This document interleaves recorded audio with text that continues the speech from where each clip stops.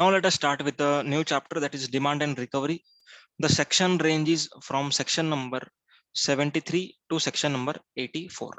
ठीक है, ये रेंज है सेक्शंस का in demand recovery. Demand recovery में पहले तो आप एक बेसिक प्रोसेस समझ लो. Okay, please understand the basic process first, and I am going to interlink with assessment and audit and appeals revision and demand recovery. ये तीनों चैप्टर को अपन एक साथ मिक्स करके पढ़ेंगे. ओके, तो डिमांड रिकवरी में डिमांड मतलब क्या? Officer want to raise demand of tax on a person, that is taxable person. Okay, अब उसको डिमांड रेज करना है, ऐसे ही थोड़ी बोल सकता है कि भाई मेरे को पैसा दो, नहीं.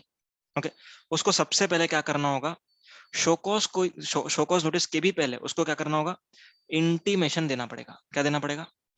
इंटीमेशन. ओके, इंटीमेशन देना पड़ेगा. Okay, intimation is in form DRC 01A. इस फॉर्म में पहले इंटीमेशन दो. क्या इंटीमेशन दोगे? कि हम आपके ऊपर शो कॉज नोटिस इशू करने वाले हैं. We are going to issue show cause notice on this grounds and this much is tax penalty payable. Okay, tax payable rather.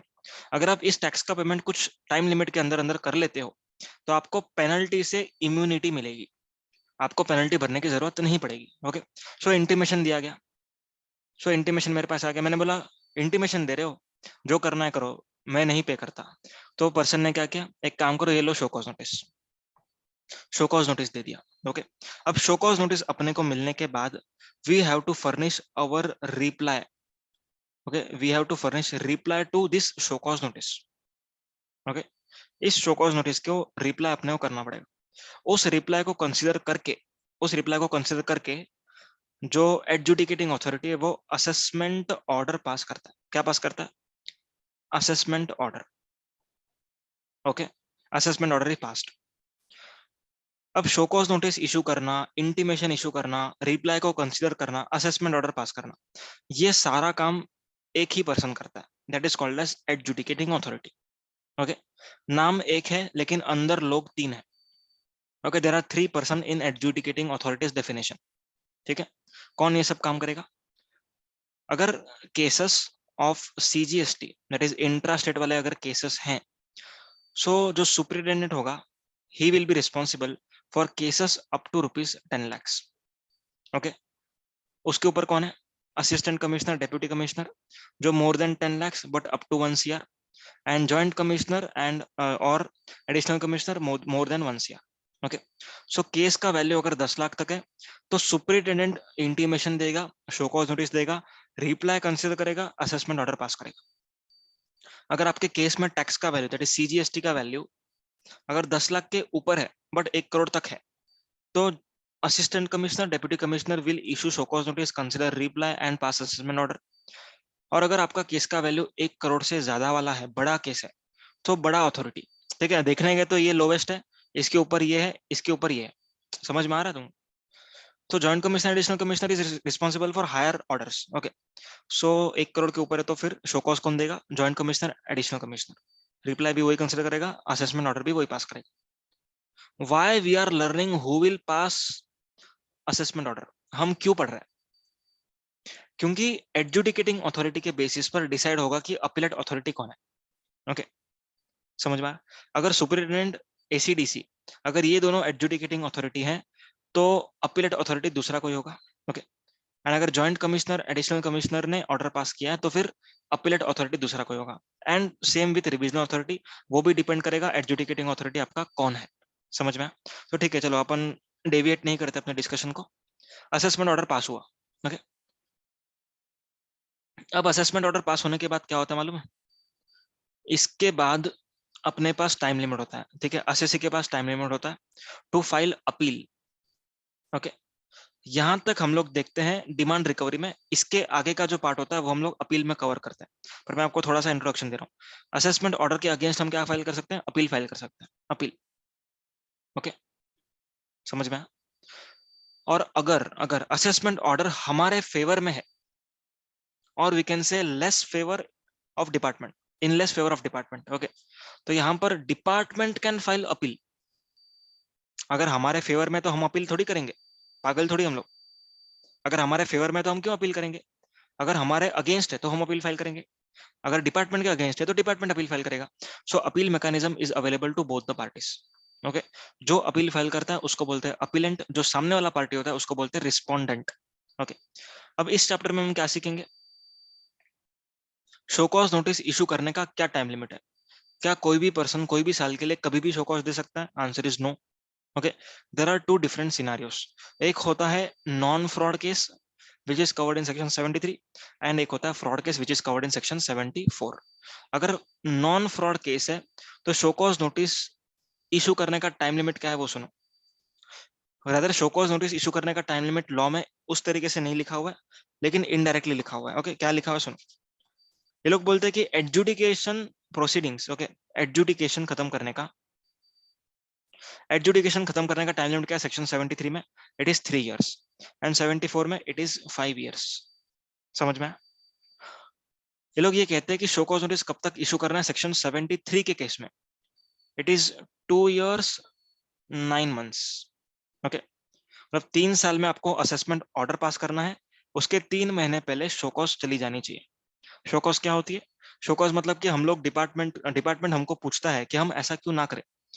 Okay, हम आपको रिफंड क्यों दे, हम आपका रिफंड क्यों डिसअलाउ ना करें, हम आपसे टैक्स की रिकवरी क्यों ना करें, आप बताओ। तो उसको बोलते हैं अपन show cause notice. Show cause notice कब तक देना चाहिए? 2 इयर्स 9 मंथ्स में। समझ में आया? हाँ, उल्टा पूछता है, बराबर, उल्टा पूछता है, हम ऐसा क्यों ना करें, आप बताओ।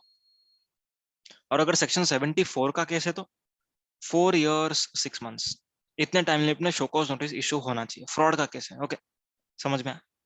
इतने टाइम लिमिट में शो कॉज नोटिस आप इशू कर लो, ठीक है, and then assessment order pass होगा। आया समझ में? देन असेसमेंट ऑर्डर पास होगा। क्लियर है? आपका रिप्लाई कंसिडर होगा, देन असेसमेंट ऑर्डर पास होगा। ओके, तो चलो अपन अभी देख लेते हैं चैप्टर पूरा। अभी अपील में हम लोग एक चीज और बता देता हूं आपको। जो सेक्शन नंबर 61 है, ओके, 61 में नोटिस इशू होती है। ओके, उसके बाद आपका रिप्लाई कंसिडर करने के बाद सेक्शन 73 में ऑर्डर पास होगा। ठीक है, शो कॉज नोटिस ऑर्डर वगैरह सब कुछ सेक्शन 73 में होगा। सेक्शन 62 का खुद ही असेसमेंट ऑर्डर होता है। सेक्शन 63 का खुद में ही असेसमेंट ऑर्डर होता है। सेक्शन 64 का भी खुद में ही असेसमेंट ऑर्डर होता है। सेक्शन 65 का आउटकम क्या होता है? फाइंडिंग्स। फाइंडिंग्स के बाद क्या होगा? फाइंडिंग्स के बाद वो लोग सेक्शन 73 का आपको शो कॉज नोटिस देंगे and finally assessment order section 73 का होता है। Okay, under section 73। सेक्शन 66 में भी सेक्शन 73 का ऑर्डर होता है। ओके, सो ये लोग खुद में ही असेसमेंट के सेक्शन है, असेसमेंट ऑर्डर्स के सेक्शन 61, 65, 66। इसका जो आउटकम है वो सेक्शन नंबर 73 से आता है। इन सभी असेसमेंट ऑर्डर के अगेंस्ट अपील फाइल की जा सकती है। समझ में आया? इंटरलिंकिंग सब लोग को समझा क्या ये बताओ? 61 was scrutiny of return, 62 non-filer, 63 unregistered, 64 summary assessment, 65 tax authority audit, section 66 special audit. Yes, is everyone clear till here? सबको समझ में आ रहा है? ओके, चलो, हाँ, बराबर है, आगे बढ़ते हैं।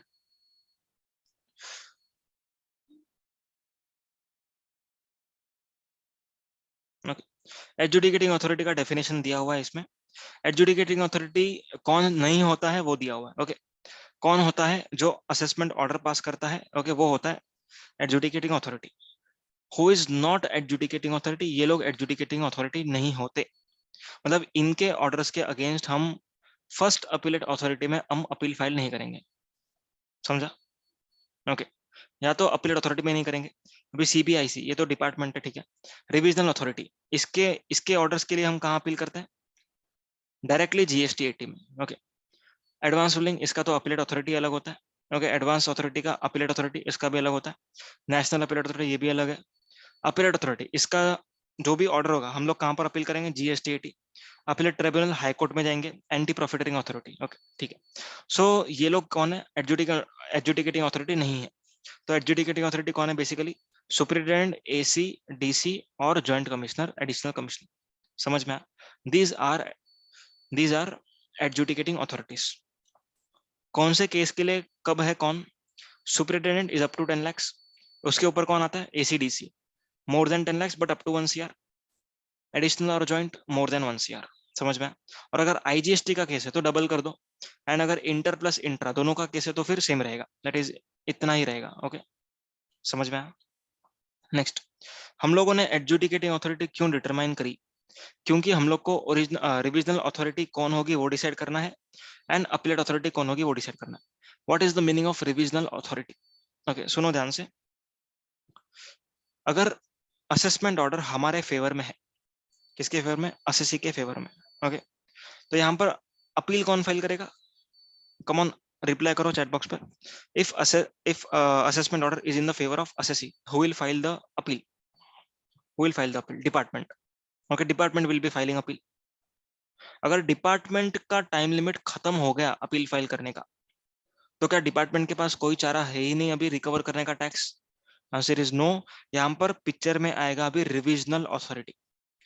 रिविजनल अथॉरिटी मतलब कि जो एडजुडिकेटिंग अथॉरिटी है उसका सीनियर, उसका senior. Okay, if adjudicating authority superintendent, deputy commissioner, assistant commissioner, the revisional authority is उनके ऊपर वाला, that is additional commissioner, joint commissioner. Okay, if adjudicating authority is additional commissioner, joint commissioner, उनके ऊपर वाला is the revisional authority, that is commissioner और principal commissioner. Okay, and appeal authority की हम बात करें तो अगर सुपरिटेंडेंट और असिस्टेंट कमिश्नर, डेप्यूटी कमिश्नर, अगर ये लोग एडजुडिकेटिंग अथॉरिटी है, so who will be the appellate authority? Answer is additional commissioner और जॉइंट कमिश्नर। ओके, एक बार मैं व्हाइट बोर्ड पे लिखता हूँ।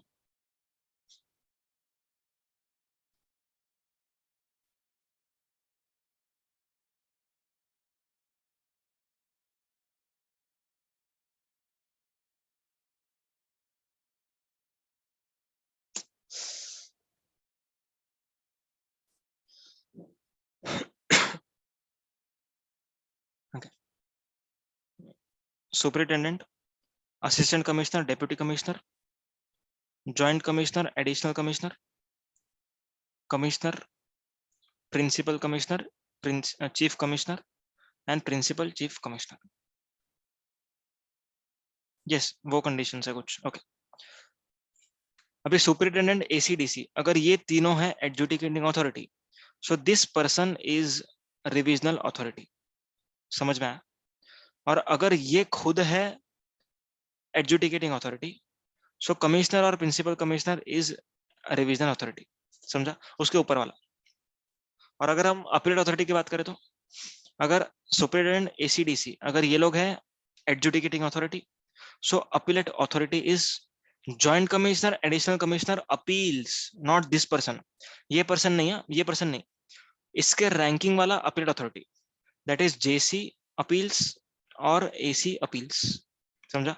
और अगर इसने पास किया था ऑर्डर तो कमिश्नर अपील्स, कमिश्नर अपील्स। समझ में आया? So this is why we determine adjudicating authorities. चलो आगे बढ़ रहे हैं। अब सेक्शन 73 74 की बात कर लेते हैं।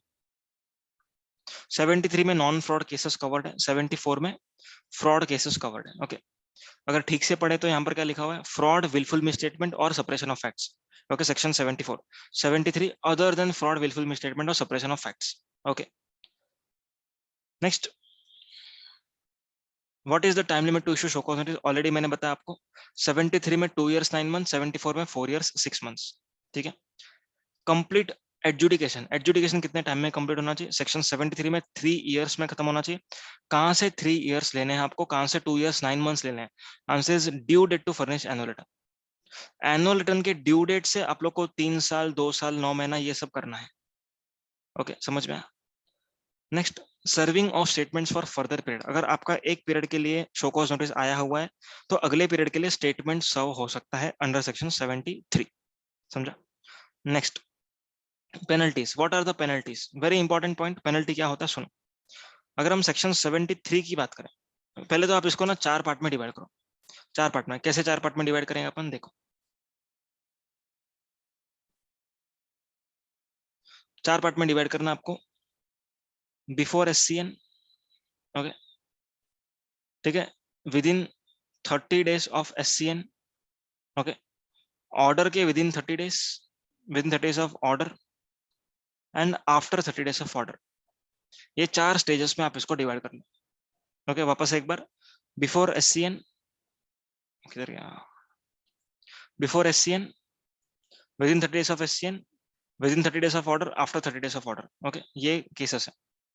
सो अगर हम बिफोर SCN की बात करें, ओके, तो सेक्शन 73 का अगर केस रहा, सेक्शन 73 का केस रहा, तो यहाँ पर नो पेनल्टी, कोई पेनल्टी नहीं लगेगा if you are paying taxes before SCN और you are paying taxes within 30 days of SCN। अगर आप SCN के 30 डेज के अंदर अंदर टैक्स का पेमेंट कर लोगे तो नो पेनल्टी, समझा। और अगर उसके बाद किए तो 10% ऑफ टैक्स और 10,000 विच एवर इज हायर, समझ में आया? 10% of tax or 10,000 whichever is higher. This much penalty under section 73 you have to pay. Done. Next, penalty under section 74. 74 में अगर हम penalty की बात करें तो क्या होगा? आंसर इज, इसमें आपका याद रखना है 15, 25, 50, 100। अगर आपने पूरा टैक्स का पेमेंट किया बिफोर SCN तो पेनल्टी कितना लगेगा? 15% ऑफ टैक्स। अगर पूरा का पूरा टैक्स पेमेंट आपने किया before with in 30 days of SCN, मतलब SCN पास हुआ, SCN के 30 दिन के अंदर आपने पेमेंट किया, तो 25% of tax is your penalty. अगर within 30 days of order किया तो 50% of tax is your penalty, and after 30 days of order किया तो 100% of tax is the penalty. आया समझ में? सो दिस इज सेक्शन 74 का पेनल्टीज। आगे बढ़ते हैं। अब सबसे इंपॉर्टेंट है सेक्शन नंबर 73(11). ओके, ये क्या बोलता है? अगर सेल्फ असेस्ड टैक्स आपने 30 दिन में पेमेंट नहीं किया, ओके, सेल्फ असेस्ड टैक्स का पेमेंट आपने 30 दिन में नहीं किया from the due date of payment of tax, okay, and आपने कर दिया है SCN के पहले या SCN के 30 दिन के अंदर अंदर, तो क्या पेनल्टी नहीं लगेगा आपको? सुनना ध्यान से, क्या बोला मैंने? मैंने बोला कि आपने सेल्फ असेस किया tax, okay, you have self assess the tax and you have not deposited it within 30 days of due date of payment, okay.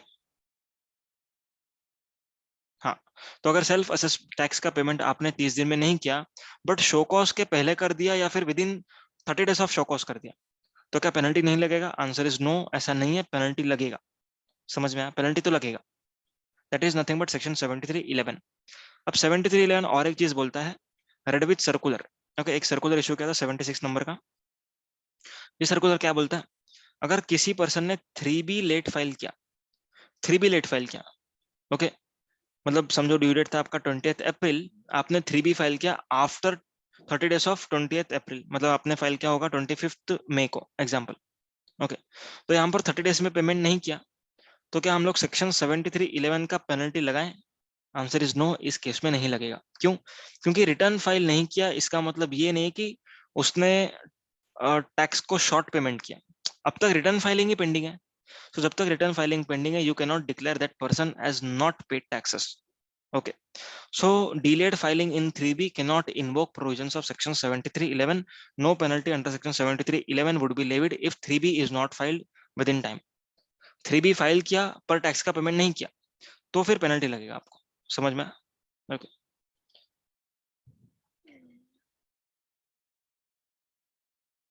Okay, next coming to section 75, एकदम जनरल प्रोविजंस का section है ये। Okay, इसमें क्या कहा जाता है? जो एडजुडिकेशन खत्म करने का टाइम लिमिट है उसमें स्टे पीरियड को आपको एक्सक्लूड करना होगा। स्टे पीरियड का मीनिंग मैंने ब्रैकेट में लिखा है, आप लोग पढ़ लेना। स्टे पीरियड मतलब कि मैं डिपार्टमेंट से स्टे ऑर्डर लेता हूँ, ओके, कि ये जो केस है वो मेरे अगेंस्ट नहीं है, मेरे फेवर में ही है, लेकिन मेरे को कुछ टाइम लगेगा। अगर ये टाइम मुझे नहीं दिया गया, ओके, तो मेरे जो गुडविल है उस पर धब्बा लग सकता है, ओके, नाम खराब हो सकता है, लेकिन एट द एंड केस में आपको कुछ नहीं मिलने वाला। अगर मैंने ऐसा सेटिस्फाई कर दिया डिपार्टमेंट को, then department can give me stay. जब स्टे मिलता है तब आपके अगेंस्ट जितना भी रिकवरी प्रोसीडिंग डिमांड्स वगैरह चालू है वो सब स्टे हो जाएगा। दैट इज नथिंग बट आपके अगेंस्ट कोई प्रोसीडिंग्स नहीं होगा, ओके। अगर सेक्शन 74 का शोकॉज नोटिस इशू किया गया है लेकिन रिप्लाई कंसीडर करने के बाद लगता है कि 73 का केस था, तो सेक्शन 73 में उसको अपन कन्वर्ट कर सकते हैं, okay. Order shall be issued within 2 years from the date of communication of said direction if it is required to be in pursuance to direction of appellate authority. अगर appellate authority ने बोला है कि आप order pass करो तो उसके direction के 2 साल के अंदर अंदर ऑर्डर पास करना होगा एडजुडिकेटिंग अथॉरिटी को. अपॉर्चुनिटी ऑफ बीइंग हर्ड देना चाहिए. एडजमेंट भी मिलेगा. एडजमेंट मतलब पोस्टपोनमेंट, पर 3 पोस्टपोनमेंट से ज्यादा नहीं मिलेगा. Okay. Amount of tax interest penalty ये ऑर्डर में लिखा होगा. ओके. एंड ऑर्डर में जो लिखा है वो शो कॉज से ज्यादा नहीं हो सकता. ओके. अगर शो कॉज में लिखा है 100 रुपीज तो ऑर्डर में it cannot be 110, it should be 100 only. Interest अगर शो कॉज में नहीं लिखा है फिर भी पे करना पड़ेगा ही. ओके. पर अगर पेनल्टी शो कॉज में नहीं लिखा हुआ है तो ऑर्डर में वो पेनल्टी आपसे डिमांड नहीं कर सकता. Okay. Proceedings deemed to be concluded if adjudication order is not passed within time limit. Obvious सी चीज है, अगर टाइम लिमिट के अंदर आप काम नहीं करोगे तो केस हार जाओगे. डिपार्टमेंट ने टाइम लिमिट के अंदर एडजुडिकेशन ऑर्डर पास नहीं किया तो यहाँ पर असेसी को कुछ करे बिना ही जीत गया. ओके. कुछ करने की जरूरत पड़ी ही नहीं. नेक्स्ट. अगर आप जैसा ही केस हायर अथॉरिटी में पेंडिंग है. ओके.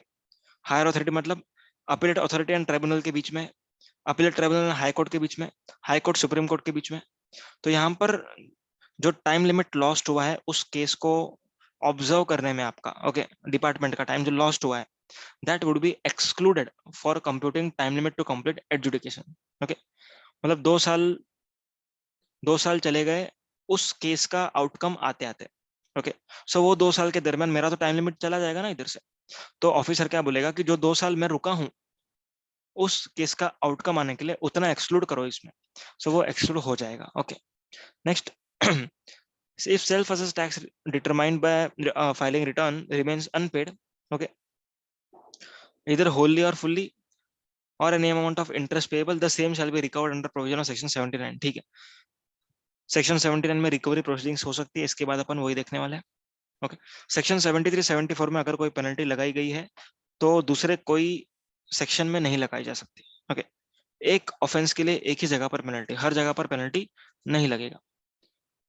नेक्स्ट सेक्शन 76 क्या बोलता है.